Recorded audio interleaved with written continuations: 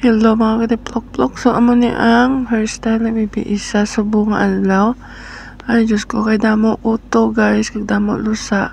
So besin panguhaan na ang lola nyo. So amo ni ang iyang hairstyle. Para dali ko lang siya makagkag kag manguha sang rusa na naman kag kuto. O diba? So pero wala na naman siya guys, and thank you so much sa pagtanaw niyo.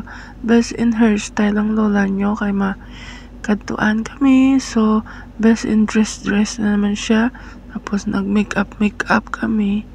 O diba? So ara make upan gid siya bago kami maglagaw sa gawas guys. Amo ni ang gana pag-o magawas or pag-o maglagaw. Thank you so much for watching guys. Sana magustuhan yung amon nga video. Hindi ka mo magsawa kapag tanaw sa amon video guys. So salamat. Ako gali ang inyong mami che diri sa Hong Kong, ang Pinay ma'am diri sa Hong Kong. Ang mami sang tatlo ka bata nga mga kulit-kulit kag mga kulot-kulot. Ay salamat. Thank you so much.